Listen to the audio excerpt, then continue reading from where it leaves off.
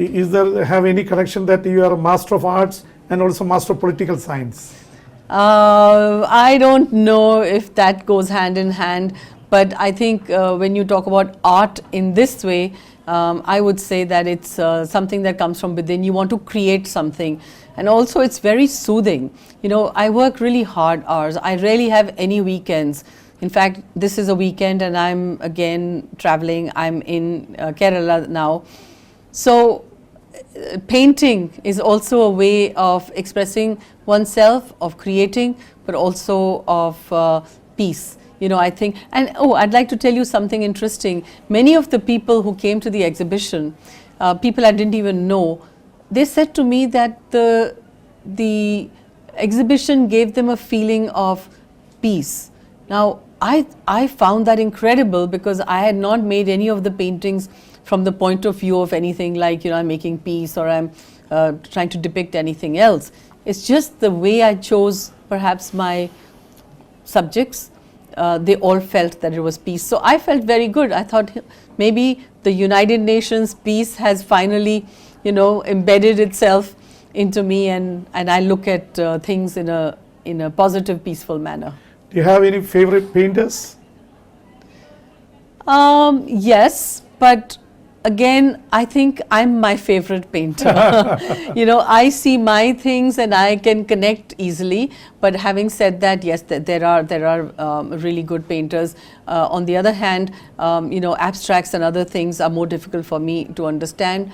But I actually like the old masters a lot, and I have been to many of, you know, I've been to the Louvre in Paris and to Spain, to all the major museums to go look at paintings, because I think that one needs to look at all that to remember that, you know, the world has art, and art for me is peace. What about Italian painters? Yeah, well, Italian painters are very flamboyant, and but they were painters and they captured some really good stuff. But the Italian sculpture, you know, it's very beautiful. And when you look at Michelangelo with the That's what, yeah, and if you go to the Vatican and you see some of the beautiful domes that are painted, I mean, it's really mind blowing. And your overall personality, you were when we were working in ILO, you were computerizing all things, and you know about social media, new media. You are interested in new media. Oh, absolutely. In fact, I was heading the what's called the web and communication, and also you are the managing editor of the magazine World of Work, and we right now run in India something called U News, which is our monthly magazine. And I think we worked really hard to give it a facelift, to make it more meaningful, and it gives you a one-stop shop, you know, look at what the agencies, UN agencies are doing in India, and what are the messages that we are getting from the Secretary General, and to position them in India. And yes, one of the things that I did when I came here immediately was also to revamp the website of UNIC, and I think today I would invite your viewers to go to unic.org.in and have a look, because it's a very rich website, and if whatever they want to know about what we are doing, what the headquarters is doing, it's very well linked to all this. And it'll give them world news as well as news on India. And yes, we are now on social media, we're on Facebook, we're on Twitter. We have to move with the times.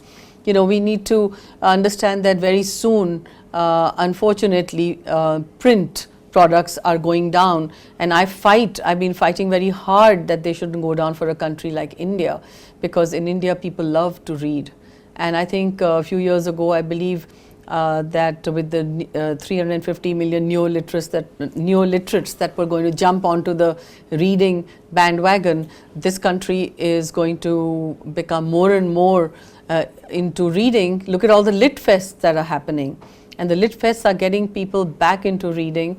And I think that the future in India for reading is still very, very strong.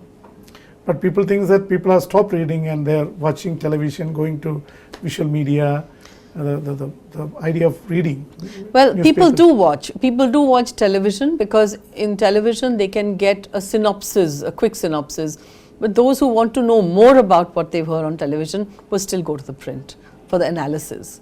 And are you thinking of returning to India after many years in your retired life, or? It's very difficult to say, but you know, it is my country of origin, and I come back often. It's not like I've been away continuously. I come back Your on relatives holiday. are here? I have huge family. I have huge family here. I have family in the United States. I have family everywhere. So And your name, Kiran Mehra Kerpelman. It looks like an Indian-US type. yes, it is, because my husband is American, Yeah. and my children are American. They're Indian. They're Swiss. That's why I said we're global citizens. So thank you so much, Mrs. Kiran Mehra Kerpelman, for having a wonderful time with us, having said about peace, development, and human rights of the UN Charter, and also saying about her experience to be in India for the last 5 years and working in International Labour Organization, winning several awards, and looking forward for the future plans of UN. Thank you so much, madam. Thank you. Thank you for having me.